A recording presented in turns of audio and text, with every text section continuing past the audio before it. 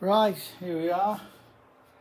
I've just about finished this wheel lock, so I'll just run through it once more, and I'd just like to talk a little bit about what you need if anybody's thinking of making one, what you're going to need to make one, and the tools and the costing, what it's cost to make, which is actually very little apart from time. So first of all, it's just about finished now. These things are never finished. There's always improvements you can make. But I've put this this tube guard on here, this kind of a bottom piece here, and everything's in position. It's all tightened up. So okay, so this is the kind of mechanism again. So you wind it up until you hear it click. You load your gunpowder and your ball and your patch down there.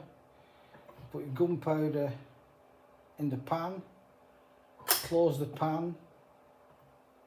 This is a little piece of wood on there. This is just to simulate a piece of pyrite. I don't have any pyrite. In fact, I've never owned a gun that fires, any sort of gun. I've never owned a shotgun or any sort of gun. This one doesn't fire. I've never owned a gun that fires. I've never fired one. So this is all, I'm more interested in the mechanism and how they did this back 400 years ago, 500 years ago. So this is simulating a piece of iron pyrite. That then goes forward, goes down onto the pan, holds the pan shut. So when you pull the trigger, the pan jumps back, the dog jumps down onto the wheel spins, ignites the powder through into the barrel, and off you go. So we say we've loaded it now with a ball, a patch, and gunpowder. Put the powder in there, you close that, you put that down. It's already wound up. You pull the trigger, and there you go.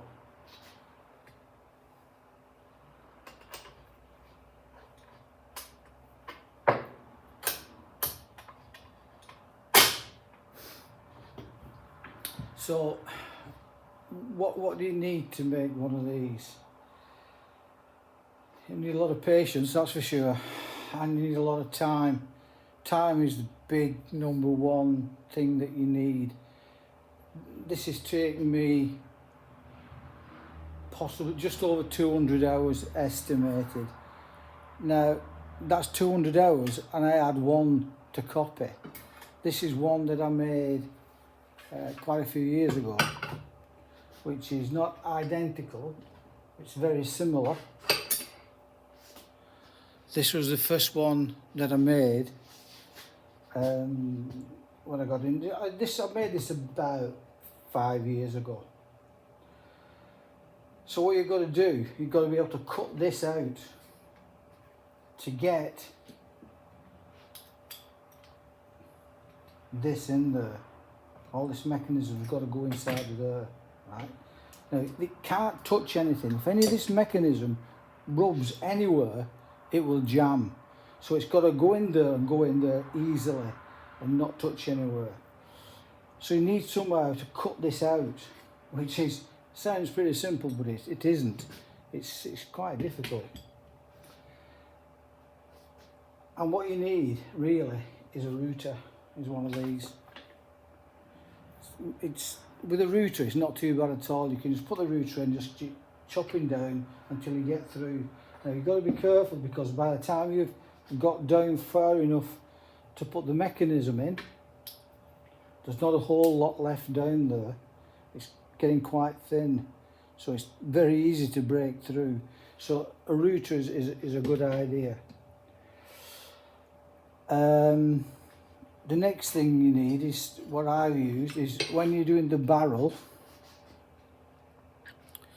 you need to be able to cut a channel in the barrel, a round channel in the barrel, which is quite difficult to do if you don't do it using this method. And this method is to first get you a piece of wood that you're using, which is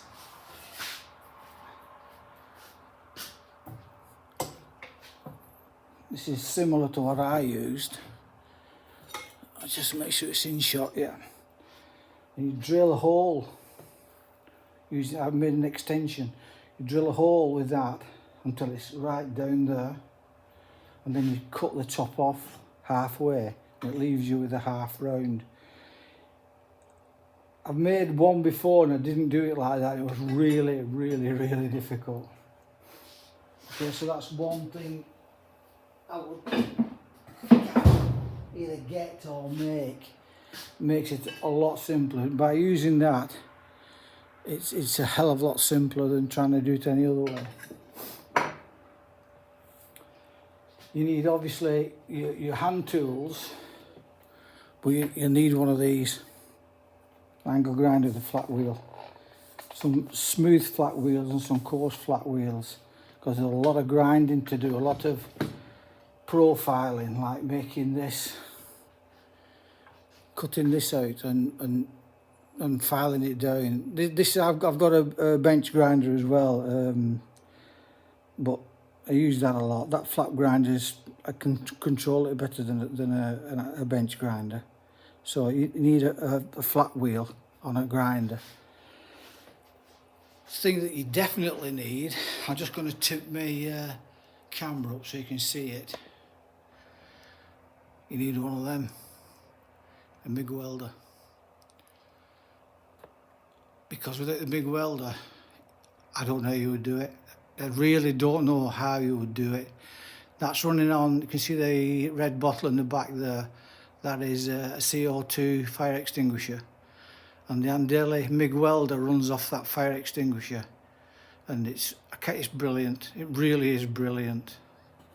I've had that Andeli welder now about 5 years, 6 years. It's never missed a beat. I've had several welders before it, but that's miles better than everything I've had before.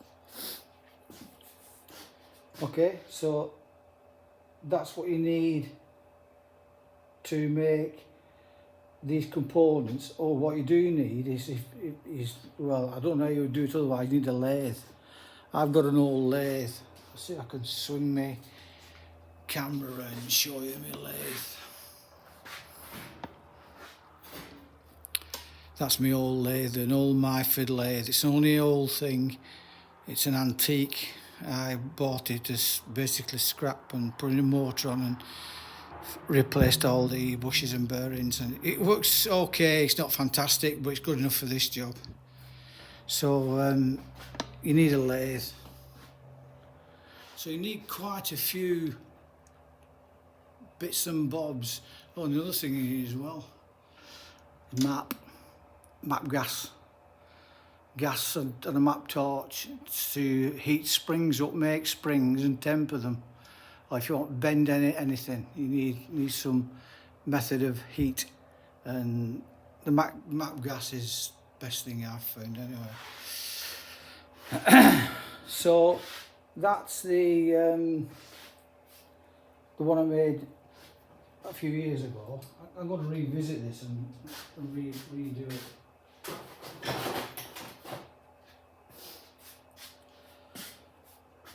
So that's the gun as it's finished. Now, when I'm doing anything like this, I always aware of what the cost is. Don't like to just kind of throw money at projects, because I make all sorts of things. Not one of these. I restore motorbikes. I've made go-karts, electric go-karts, petrol go-karts, all sorts of things. So I'm always aware of costs. Don't like costs to run away, so you know it becomes daft, really. It can become stupid. So I'm always aware of how much things cost. So I bought this bit of stock metal from the local steel stockist, and that's the piece I had left. I bought a piece, it cost me, I think it was 10 quid. and I've got this left. There's enough here to do make another one. Now this one is that there is what this is. All this here and this and that is all made from that stock and cut out. And that cost about 10 quid, and there's enough there to make another one. So, and then a thing you can't make, or I can't make anyway, is a barrel. So I bought this, and it's a piece of hydraulic seamless tube. It's high pressure tube. Got it on eBay. That's what I've got left. So I've cut not quite in two. Not quite half of it left. Now that piece, I think it was 20 quid. So you've got 10 quid for that and 20 quid for the barrel. I'll make a lot of things out of this. This is some flat steel, and I buy it from B&Q. It's quite expensive, but it's really, really good material. I make all sorts out of this stuff. It's some kind of high grade steel, but I can't find out what it is. I can't find out where else to get it from. So I get that from B&Q, and one length of that is enough to make that easy to make these bits and bats easily. And I think a length of that is about 6 quid, something like that. This is the springs, what the main spring is made out of, and that spring there is made out of. The main spring at the bottom here, that's made out of this stuff. And I got this off eBay, and it's spring steel. It's sold as spring steel. And again, about 10 quid for, I think it was 3 or 4 lengths of that. And that's kind of, I'm not sure if that's one length or not. That might be one length. I think there were 4 lengths. It was about 10 quid, something like that. And I made this. This is just a wood drill welded onto a tube to make the barrel seat. So you could say 20, 30, 40, 50 quid worth of materials. This here, this guard, is what this is made out of. All these little bits in here, that was an hacksaw blade. This is just a piece of metal that was under the bench. These are bolts, just random bolts welded together and ground down. So the rest of it is just odds and sods, really. So you could say, if you said 50 quid, that would cover everything. But the expense would be in the time, if you counted your time, because you'd have to count at least 200 hours. If you was making one and you hadn't got one to copy, I put another 100 hours on that, you're probably looking at 300 hours.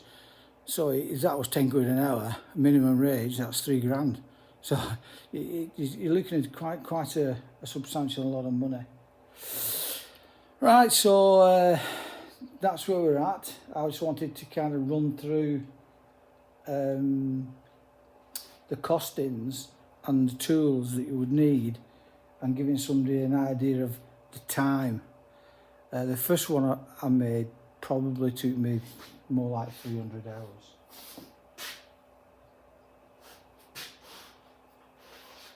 What I'm going to do next is, this is a musket that I made 5 years. This is I think this was the first things I made in this kind of. I've made a pirate pistol. I made this and those other 2. So this is four. I made this. This was the first one I made, and it's been up. I've had it hanging up from the ceiling for about 4 or 5 years, and it's gone rusty. It's a tragedy, really. It's gone rusty. Although it still works. It's still kind of. It's the mechanism's gone rusty, but I just tried it before.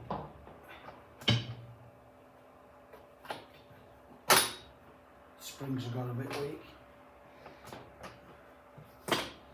It's all the mechanisms have gone rusty. It's not sticking. Oh, it's there. Stuck back. Yeah, the spring's gone a bit weak in it.